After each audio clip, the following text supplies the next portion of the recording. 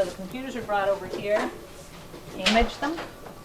They will, the ones where we have slices, the CD with the new image goes on there, and the image has the standard software, Windows 2000 that's on here, the Windows 2000 Professional, and the EdgeLand software for NetSchools. And that will all go in there, and it takes 12 to 15 minutes to image each computer. And we're going to set up whole banks of them. Where we have slices, we'll run them from the CD because it's independent, and if we run out of slices, then we'll run them off the network.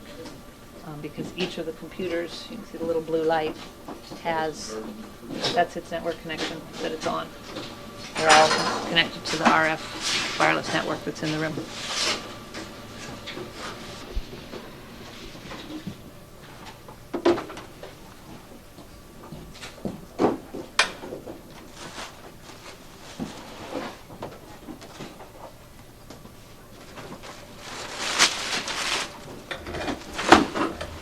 Our HP banner.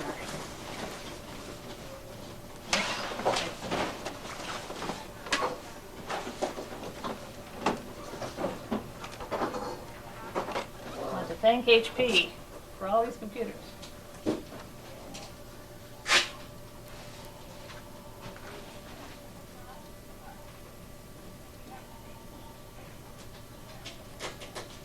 Not the right one.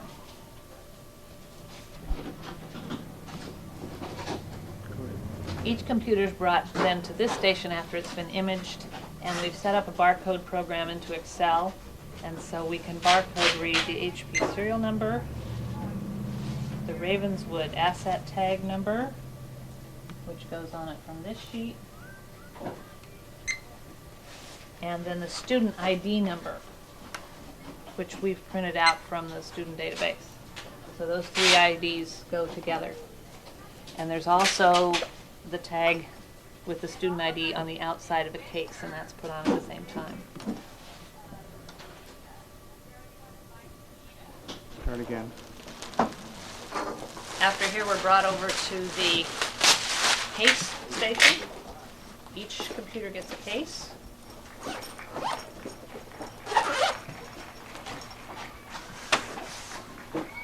computer's put in. They go in and out really easily, so that because the students have to take out the bottom part when they change their battery.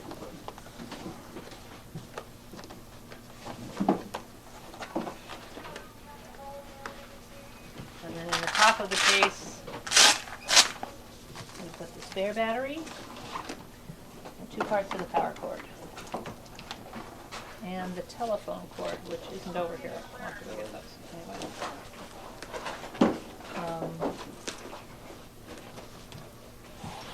And then it's zipped up, and we stack them by student, by class, so that they'll be ready for next week. What am I doing wrong here? There's a button in the middle you have to push. We're gonna fix There. Right, the whole thing stays in here for protection. So this is what it looks like, and the computer weighs exactly 3.5 pounds. Yeah, so it's quite light. This is what they'll be bringing home. It works just like, it's a standard computer, laptop, it's a wonderful one. Has a little pencil head eraser type, that's the mouse. We will be teaching your children how to use the mouse, and it'll take them like 2 seconds to learn. But that's the little pointer, these are the mouse buttons. This is the screen, just typical computer. How many people, just curious, how many people have computers at home? So what we've discovered, went off again? No. At this school, we're getting the computers ready back in another room, and the students are lined up. When? I've been working for NetSchools for a couple years. I'm a trainer. I go around to the schools, work with students and teachers. The students are just thrilled to have this tool in class. The things that they can do is absolutely wonderful. Everything is wireless, so there's nothing to plug in the classroom. It's necessary to be wireless for all students to have a computer, because otherwise you have cords tripping all over. However, since it's wireless and there's no plugs at school, one of the things that they have to do every single night is charge their computer. And there are 2 batteries. When they first come home, they will plug in the back, in the power, and charge their computer. Before they go to bed at night, why don't you be Vanna?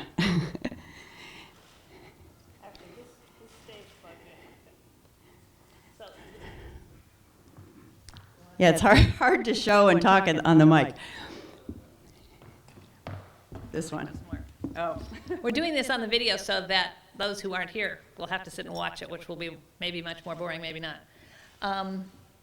It stays plugged in the back right here all the time. So when the kids come home in the evening, they'll just take this end and plug it into the wall. But they have 2 batteries because one won't last a whole school day probably. So then when they come home after school, have them plug it in the first time, and then before they go to bed, have them swap the battery and plug the other one in. And then they can leave it overnight. And that way they'll come to school every morning with 2 fresh batteries. And that may take a little getting used to.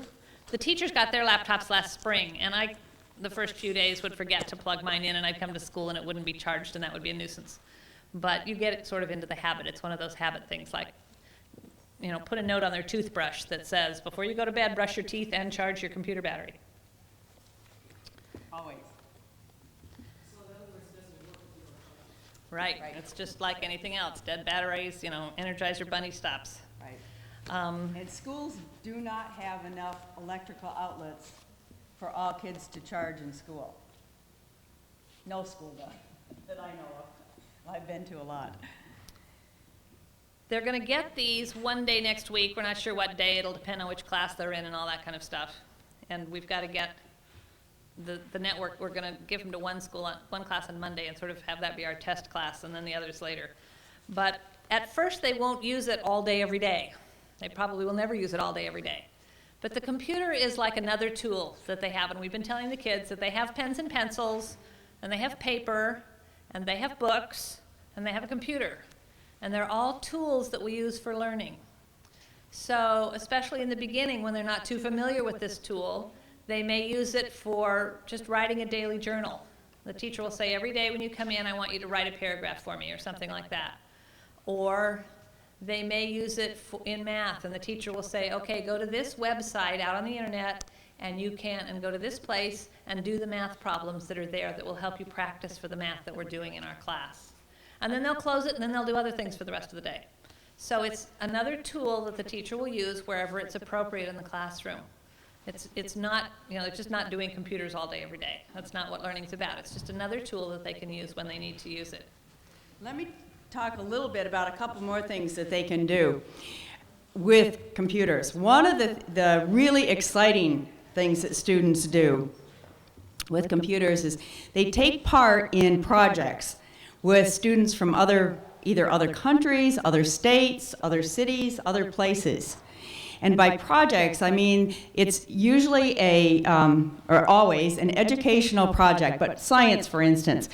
Students might test water here, collect data, and maybe they want to compare it to water in Arizona or water in another country. And they will collect the data from this school, and then they will collect data from another school, and they will transfer it back and forth, either email or post it on webs, and really take part in real live demonstrations and projects. Kids really get motivated with that. It's a wonderful teaching tool. And the other thing Sue mentioned, they can practice. It extends their day. They can come home and practice things, and lots of students that need help in math will practice on a computer and then give them a piece of paper and pencil and say you have 50 problems to do. It's not quite so fun, but on a computer it's a lot more fun, so they do that. There's a lot of email projects. There's a lot of, the quality of their writing goes up so much because of email. They email their friends, they email their teacher, and of course it has to be fairly accurate to be able to read it. So they're more interested in the writing, and they end up writing a lot more. So that improves, their reading improves because there's so many websites that they have to read. It gives instant access to current information. If you think about science and social studies, how by the time they get a book, it's gone through a whole adoption process in the state of California. The information is already a year at best, maybe 2 years old. Well, think of social studies and how quickly things change. Boundaries for countries change, information changes. They have instant access to all of that. And I see Miss Spencer just came in. So do you want to? So we got a little out of order here, so I'll just kind of back up. First of all, I want to say welcome. I'm Ellen Spencer, principal of Belle Haven.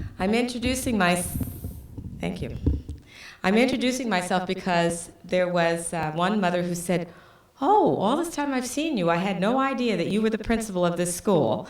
She thought that Miss Harris was, because Miss Harris has been here quite a long while, and that's good, because that just makes me know that everything seems to be going okay, and you're not looking for me. So I do want to take the opportunity to welcome you and introduce myself to you.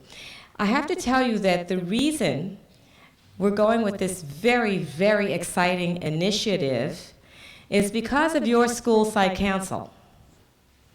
The School Site Council and English Language Acquisition Council, which used to be called the Bilingual Council, all said, we're really interested in academics, increasing the achievement, student achievement. We're really interested in parents being involved in our school. And when NetSchools came and they talked to me about student achievement going up in those areas where they had these laptop computers and using them in ways that were supporting the curriculum, that captured my interest, and it was in line with what all of you said through your school site council. And when they also said that parents who had these laptops, they were finding that the GED rates went up, that also, and distance learning for parents, that also captured my attention. What I'm hoping is that when you get these laptops, your children are going to go to bed very early. You're going to make sure they get through that homework, and they're going to go to bed early so that you can get on that computer yourself. And you can start emailing your child's teacher. You will get to know right away what's going on. You can ask questions, and they can send you messages. So it's no more, oh, my teacher said we didn't have homework, because you can immediately find out by emailing them, and certainly they'll put that up on the website for you. So it's going to be no more confusion about what's going on. In addition, we are supporting the policies that parents put into place. When I got to Belle Haven, uniforms were already in place. And I think that's great, because now, with the professional look, we have the professional piece of equipment. And we're readying these children for the world of work. So they will be walking along just like a businessman with their laptops, and you know business people have business uniforms. Even if it's to the venture capitalists that have the khaki pants and the white shirts that might seem a little bit more relaxed in dress, they do have a uniform. And our kids need to know that not everything flies in the business world. That's why the uniform. So I've passed around the Parent Compact, which you probably may have seen in one of the pieces of information that went home, but I'm bringing it to your attention again. And it talks about what students are expected to do, following directions, so on and so forth, what parents are expected to do. And all of you who are out here, I'm sure, are doing this already, or else you wouldn't be here. And what we as staff are expected to do. And so at Belle Haven School, we're expecting that you are going to give 1 hour per month, and this is your first hour because you're here finding out about what's going on. And on Wednesday, back to school night, you will get a form that you will keep, and you can list NetSchools parent meeting, 1 hour. And we have the sheets that will support what you said. because when you come up and turn in all your paperwork, we'll check you off. And we can check it against that sheet that you have. So you're going to keep your own hours. If you come in, if you're a room parent, and you do things with that child's teacher, that's time. If you, today I had one of the parents, Mrs. Flores, brought tamales for the workers from the Rotary. That's can be hours. So if you bring things, but we want parent involvement. When you come to school site council meeting, when you come to, or go to school board meetings, we need somebody to go and bring back the information. That's also a way for you to get your hours. But that is what your school site council had asked for, and I'm pleased to say that in a very creative way, we're able to do this now. If you want to be at Belle Haven, we expect that you will follow our policies, so there should be no problem with signing. And if not, we're already fairly impacted anyway, and we'll need to talk with parents about that. So please come and talk to me if you have any problem about signing this contract. We are having back to school night Wednesday, 5:30 to 7. How many of you got your sheets? I see one hand. Oh, I'm so glad we're going to have these laptops. Okay. We'll open that up because we sent home a sheet to remind you about the back to school night, and then right after back to school night at 7, from 7 to 8, we'll have the school site council meeting and the bilingual council meeting right here in this multi-use room. So I'm using this platform as a way to get out all of that information to you, and I'm so happy to see you. Okay, I will come around and give you the copy. Are we almost at the end, or do we have some other things? No, we still have other things. Do you want me to pass those out, though? Whoever didn't get a copy. Have we talked about the wireless yet? Yeah. Okay. All right, here's the most exciting part. This is where we are moving into getting your intention that you want to support this program and that you will pay your money and have all of your forms. And so Sue Allen will go over those things. And then after all of that is done and you've signed your parent compact, and by the way, on those parent compacts, put your student's name and the teacher or the room number so that we can link that contract to your student. And if it's more than one, you can put the child's name and the room numbers, put them all on the one contract. You don't have to make separate contracts. Jose? Honey, I can't hear you. Oh, Miss Brisson is coming around with more contracts. Oh, you already did? Okay. I don't know if you put your child's name on the top. Okay. Just do it just for make sure we have overkill here. Okay, well, I really thank you for coming out again. And now let's move into the next part of this where you will hear about these contracts with Sue Allen.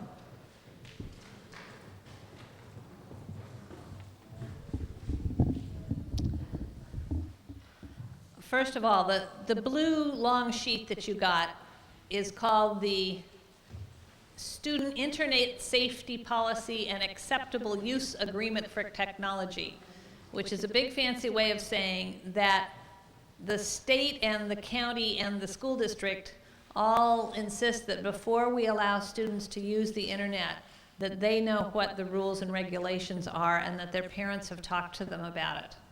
And so that's what's on this form, and it's important that you've read this with your student. There are some things in particular. These computers have a sign-on password, and your student is not to give that password out to other people. That's important, and it's a good time to start to teach your students about security, and that the password's for them and for you and not for everybody else. And that they're not to use other people's computers or other people's passwords. Unfortunately, the internet is a wonderful place with lots of fabulous resources for students, but there's also some really bad stuff out there. And so the students need to know that it's important for them to protect their privacy, not to ever give their personal information, their name or their address. On their computers, we have their name, but we have the school address and phone number and their teacher's name, not even their room number, so that we can easily identify who that computer belongs to and where it belongs, but that some stranger on the street can't. And that the students need to know that if they're doing email or chat rooms or any of that stuff, that they never give out their full name or their address or their phone number. And we'll tell them that at school, but it's important that you reinforce that at home also. There are rules about copyright. As your students start to learn to do research, they'll need to learn about summarizing and also about giving credit to other sources, and that you can't just copy a report from the internet and use it as your own. Also, there's some really, of course, bad porn sites out there. The school district is putting filtering on the computers. That means that if they try to go to sites, they probably won't be able to get there. Some of the sexual orientation sites and that kind of stuff. Unfortunately, the filtering is not perfect. When we're at school, we will monitor that closely, and the teacher in the classroom will know. And if a student accidentally gets to a site that's not appropriate, then the student and the teacher will let us know where that was, and we will block that for the future. But we're asking you as parents to also monitor at home what your students are seeing. And it's like the television or your home computer. The advice from all the experts is that the computer should be kept in a public place. Have them do it at the kitchen table or off the couch in the living room or someplace, not off in their bedroom with the door shut for hours at a time where you don't know what's going on. Because like I said, we will have filtering and it will be there, but it's not perfect. And so we're asking parents to help with monitoring that and help students how to learn what's appropriate and proper for them. So we're asking everybody, and every student in the school needs to sign this and turn it in, even all the way down to kindergarten. But particularly those that are getting the laptops, we're collecting this right away. The second white piece of paper you have is the contract for the loan of the laptop. This is a loan, and your student can have it as long as they're here at Belle Haven or till the end of the school year.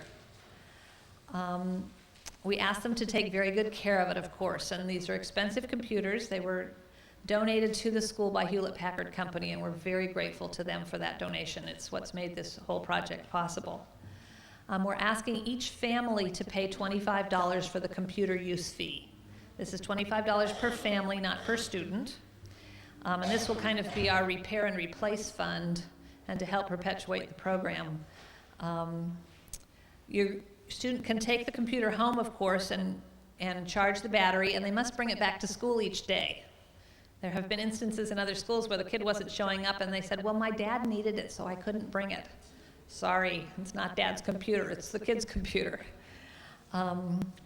Also, if we're going to set it so that if the computer has to be brought to school and signed in, I guess it said 5 days, I thought it was 4 days. Anyway, we're gonna set it for 4 days, and if you don't come back on the 5th day, if the computer is not signed in at the school, on the school network, using the student's proper password for 5 days, the computer will not work. It locks up, it says, I'm property of Belle Haven School, and nobody can use it. And we want you to tell everybody that. Let all the friends, neighbors, relations, everybody know that if this computer is lost or stolen, it won't work. And all you can do is bring it back to Belle Haven and give it to me or Mr. Lane, who's the other tech computer teacher, and we have to take it in and reset it.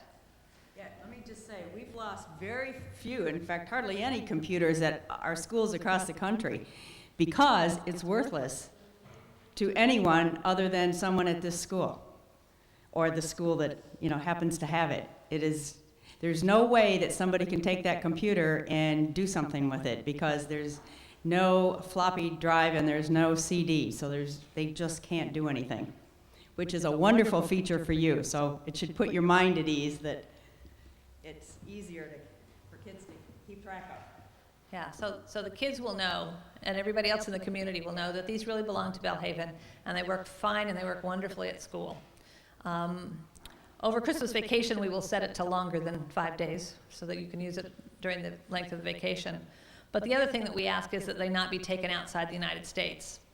Going to other countries often have different kinds of power systems, and we don't want the charging the battery to get messed up. And also with the things going on with the airlines now, you can't carry it on, or all that stuff. So those who go to Mexico or Samoa or someplace for vacation, we'd ask that you turn it back into the school. And we'll keep it for the duration of your gone, and then we'll give it back to you when you come back. And we're glad to do that. Those who have, you're going to hear some more about how you can get internet access at home through the school. If you have another dial-up, if you have Earthlink or Netcom or one of those, we can set so your student's computer can work that way at home. If you have AOL, we cannot. We cannot put AOL on these computers. It fouls up how the computer works with our network at school. And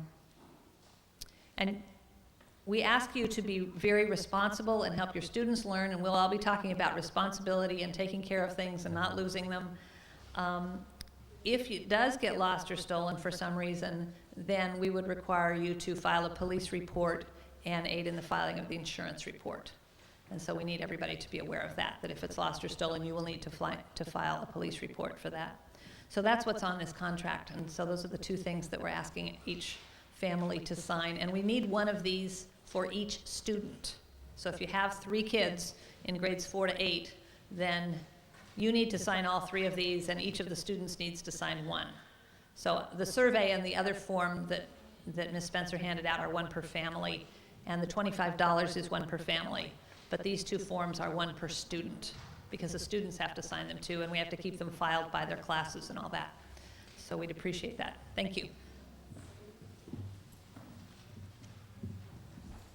2 things before we continue.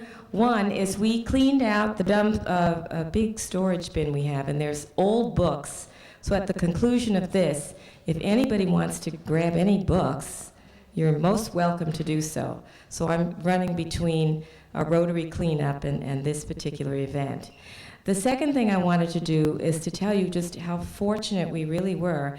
We are part of, we've been awarded a federal grant.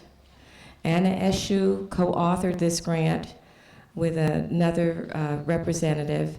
And the person who kind of put all this together and approached us is standing here. And I would love to have you give a round of applause to Tom Greaves of the NetSchools Corporation.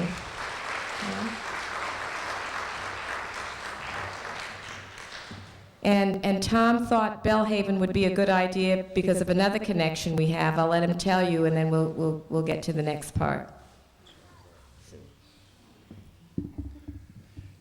Thank you very much for coming today, and I wanted to say one thing to you as parents. We feel very strongly, as Ms. Spencer mentioned, about 2 things. One is improved student achievement and careers for these students when they grow up. And one of the things that Ms. Spencer said she'd like to have is increased parental involvement, and I think that we have that, right? Between last night and today, it's a tremendous parental involvement. I have done a lot of work with education and a lot of work with technology, and I can tell you that if you want students to do well in school, that the involvement of the parents is as important as the computers or the training or the books or anything else. It's what you expect of your students when they come home. And there's some students here in the back, and I'm sure they're not paying attention, so I'll tell you a little secret about my daughter. She comes home, she says, "Dad, I'm not very good at math because I'm a girl." And we say, "Sorry about that. You're grounded until your math gets better." Now she's in advanced math class. It's something that if the parents say, "You will be better," then that will be a self-fulfilling prophecy. I want to tell you about some other parents. One parent that I saw speak at a conference, and she said, "I used to hope that my daughter would graduate from high school. Now I'm expecting that they graduate from college." And so you see the difference in expectations. You'll find that your students, your sons and daughters will will think differently about what they're going to do when they grow up, and they'll think differently about school with this. I'd like to also thank Ms. Spencer. She's had this dream for a number of years that this would happen, starting back when, 96, something like that. 1996, she thought this would happen, and so I came along and Sue came along, but Ms. Spencer's really had this dream for some time, and we ought to give her a round of applause, too. Probably after the parents, the principal is the person that causes good things to happen. Thank you very much.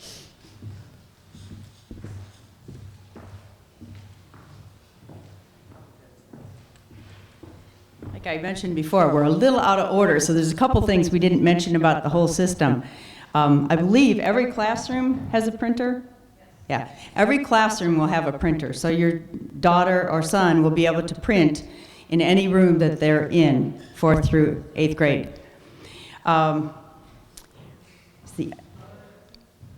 Question? Okay. They'll be able to print at home on some of the computers with some printers if you have a USB port, I believe. And if you do want to ask questions about that, you can ask Sue, who's the tech person here. I want to go over a couple of the do's and don'ts again.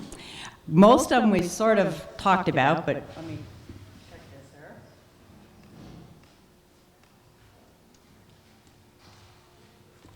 Okay, a couple things to remind them. Charge the computer. How many times? 2. Once when they come home, once before they go to bed. It's just really, really critical. Any inappropriate sites that they go to or inappropriate email, they need to report to the school. Probably isn't going to happen very often, or hopefully never, but if it does, please have them report it to the school, and we'll tell students that also.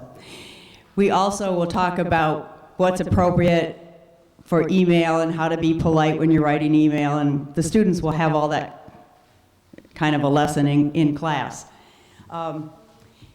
The computer is fairly durable. It has a nice package, but it is a computer. It's an expensive piece of equipment, so they need to treat it very, very gently, and just gently. The don'ts. Not too many don'ts, but one is they don't download files. They do use it for educational materials. So it's not for games. It's not Doom. It's not all the fun games that the kids like. It's for education. No pictures should be posted of the kids with names on. And the school has a policy about what can and can't get posted. But kids should never give out personal information. So in school, they'll be monitored by teachers, but at home, we ask you to help out on that.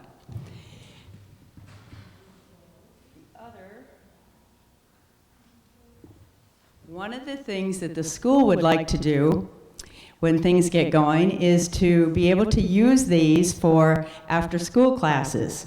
So there's things, possibly GED classes, people practicing learning English, after-school clubs and classes for kids. Now, this is going to be a process, so they're just getting computers next week, so all this isn't going to start right away, but those are some of the things that people are planning to do and what other schools have done with all this technology. It just opens doors.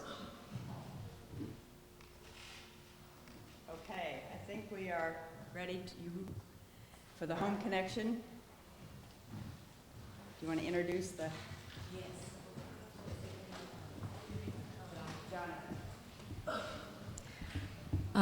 We have another very interesting opportunity, and Jonathan Goldstein of FHP Wireless is going to talk to you about that. No, Goldstein, did I say that? I said it. How are you? My name is Jonathan. I'm with a company called FHP, and we develop wireless internet technology. And I'm here today just to give you a heads up about something that's coming. the students are going to have wireless internet access in the school, so their laptop will be able to communicate wirelessly and get access to the internet. And we're working with Belle Haven with NetSchools to extend that wireless network out to your homes, out to the community. So when your students at home, they can have that same wireless access to the internet that they have while they're in the school. And the way it would work is we would basically give you a unit at no cost, looks like this, and all that we would ask is that you place this unit in a street-facing window on a windowsill. So it needs to be in the window, and the way this works, it basically communicates with the wireless network in the school to extend it out to your home, so that when your students at home, they also have access wirelessly to the internet. And there's no cost, the school's already paid for the network, so it would be free to you. You would just, all we need to do basically is have you sign one of these forms. So we're gonna have clipboards, and actually there's two guys in the back. Why don't you stand up? Their names are Shri and Chari, who work with us. They have clipboards as well. So if you could just come up afterwards to myself or to one of them, and just all we need is your name and a little bit of information to get you one of these. We'll be rolling it out in a phased fashion. Any questions? Sure.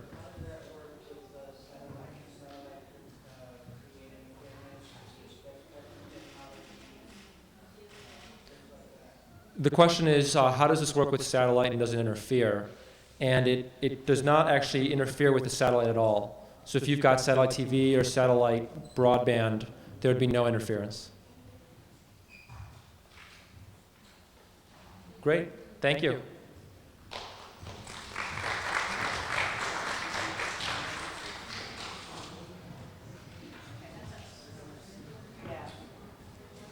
Okay, now we're at the important part, turning all the paperwork in. We'll take questions now, if you have questions. Anybody?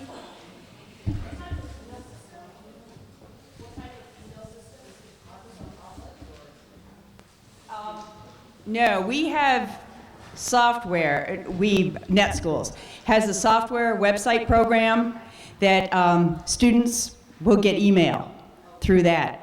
And it's very much like Yahoo, or it's a web-based email. So very easy to use. Parents will have that as well. So, and we'll teach students how to use that. But yeah, good question. Some of you came in a few minutes after we passed out surveys. So if you didn't get a survey, please raise your hand. And Sue's passing them out. We just want a little bit of background about whether students have used computers and what they've used them for and that type of information. You can put your survey in here when you're done. Now the contracts and the other paperwork that you filled out for the school, in the back, we have a place for every grade level. And there's an envelope with every teacher's name on it. So we want you to line up, find your teacher's name, your student's teacher's name. We'll be back there collecting and making sure that you've turned everything in. 2 contracts, I believe, and your $25 per family, not per student. So per family. The first kid is $25, the second one's free. And there's cookies over here. There are a couple people around. You can ask Tom questions. Sue, thank you so much for coming.